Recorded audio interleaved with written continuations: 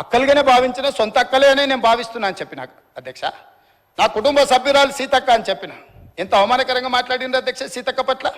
ఇవాళ సోషల్ మీడియాలో ఒక వీడియో పెట్టిర్రు అధ్యక్ష. నేను అది చూపిస్తే సభ గౌరవం తగ్గుతుంది కాబట్టి చూపించట్లేదు. ఇవాళ సీతక్క అక్కడ నించుంటే వెనకాల నుంచి ఒక సభ్యుడు వచ్చి ఇంకొక సభ్యుడితో మాట్లాడుతుంటే ఇవాళ టీఆర్ఎస్ నాయకులు సోషల్ మీడియాలో పెట్టిన మీమ్స్ చూస్తే మీరే ఆ వేదిక మీద నుంచి వచ్చి చెప్పు తీసుకొని కొడతారు అధ్యక్ష. వాళ్ళను చేత్తో కూడా కొట్టారు. ఒక ఆదివాసి బిడ్డ, ఉద్యమాల నుంచి వచ్చిన బిడ్డ, పేదల కోసం కొట్లాడుతున్న సీతక్కను అవమానించే విధంగా ఇదేనా మీ నీతి, మీ జాతి? ఇందుకోసమేనా మీరు ఇవాళ ఇట్లాంటి రాజకీయాలకు పనితరా? ఆమె దళిత, ఆమె ఆదివాసి ఆడబిడ్డ కాబట్టి ఆమెను అవమానించవచ్చా? ఇవాళనే అక్కలకు చెప్పదలుచుకున్న ఈ వేదిక మీద నుంచి, అక్క ఎవరి ఉచ్చులో పడి మీరు తప్పుదో పడుతుండ్రో వాళ్ళని నమ్ముకున్న సొంత చెల్లెలు తిహార్ జైల్లో ఉన్నది అక్క. సొంత చెల్లెలు తిహార్ జైల్లో ఉంది అధ్యక్ష. సొంత చెల్లెల్ని తిహార్ జైల్లో పెట్టి ఢిల్లీకి వెళ్ళి మమ్మల్ని లోపలేకు, మా చెల్లెలు కావాలంటే ఇంకో ఏడాది లోపల పెట్టని వేరే సారాలు చేసుకున్న నీచుల అధ్యక్ష వాళ్ళు. వాళ్ళ గురించి ఏందక్క మీరు మాట్లాడేది? ఈ అక్కల కోసం కొట్లాడింది నేను అధ్యక్ష, వాళ్ళు కాదు.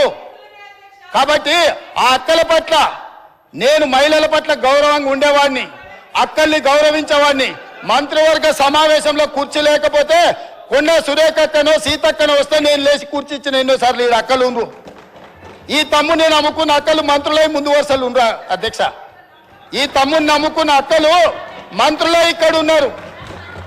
ఆ దిక్కుమాల తమ్ముని నేను నమ్ముకున్న అక్కల పరిస్థితి ఏముందో మీకు తెలుసు కదా అధ్యక్ష. సొంత చెల్లెలు జైల్లో ఉంది అధ్యక్ష. ఆ చెల్లె గురించి మాట్లాడారు. కానీ ఇవాళ రైతు రుణమాఫీని దెబ్బతీయడానికి, స్కిల్ యూనివర్సిటీ ఆలోచనను నిరుద్యోగ యువకులకు ఉపయోగపడకుండా అడ్డుకోవడానికి, ఇవాళ మా మాదిగల సోదరుల ఆకాంక్ష నెరవేర్చడానికి ప్రయత్నం చేస్తే సభకు రారు అధ్యక్ష. ఇంతకుముందు మా సభ్యుడు బాగా చెప్పిండు అధ్యక్ష. ఒకనాడు దళితుని ముఖ్యమంత్రిని చేస్తా అని మోసగించిండు, ఉప ముఖ్యమంత్రి ఇచ్చి బర్తరఫ్ చేసిండు. అట్లాంటి పరిస్థితుల్లో శ్రీమతి సోనియా గాంధీ గారు శ్రీ మల్లికార్జున్ ఖర్గే గారిని జాతీయ అధ్యక్షుని చేసింది అధ్యక్ష. శ్రీమతి సోనియా గాంధీ రాహుల్ గాంధీ గారు తమర్ని స్పీకర్గా చేసి ఆ కుర్చీలో కూర్చోబెట్టారు అధ్యక్ష. మీరా కుమార్ గారిని లోక్సభ స్పీకర్గా చేస్తే తెలంగాణ రాష్ట్రం ఇచ్చింది అధ్యక్ష. మీరా కుమారి గారు నేరెళ్లలో దళితులను కరెంటు షాకులు పెట్టి కొట్టించి సంసార జీవితానికి పనికి రాకుండా హింసిస్తే పరామర్శించడానికి మీరా కుమార్ గారు వస్తే ఎయిర్పోర్టుల్ని అరెస్ట్ చేసిండ్రు అధ్యక్ష. అది వాళ్ళ నీతి, వాళ్ళ జాతి. ఇవాళ ఎందుకు రాడు అధ్యక్ష? మిమ్మల్ని సోనియా గాంధీ గారు, మల్లికార్జున్ ఖర్గే గారు, రాహుల్ గాంధీ గారు స్పీకర్ చేసి అధ్యక్ష స్థానంలో కూర్చోబెడితే మీరు అక్కడ కూర్చుంటే అక్కడ కింద కూర్చోవలసి వస్తుందని మీ ముందల కింద కూర్చోకూడదు అని ఇవాళ సభకు వస్తలేడు అధ్యక్ష. ఏ దళితునైతే ముఖ్యమంత్రిని చేస్తాను దళితులను మోసగించిండో, ఏ దళితుని ఉప ముఖ్యమంత్రిగా చేసి అకారణంగా బర్తరఫ్ చేసిండో, ఇవాళ వాళ్ళను అవమానించిన చంద్రశేఖరరావు మైకులో మాట్లాడాలంటే ఒక దళిత బిడ్డను లేచి అధ్యక్ష నాకు మైక్ ఇవ్వు అని అడుక్కునే పరిస్థితి కాంగ్రెస్ తీసుకొచ్చింది అధ్యక్ష. అది కాంగ్రెస్ గురించి మాట్లాడే అర్హత మీకెక్కడుందని నేను అడుగుతున్నా.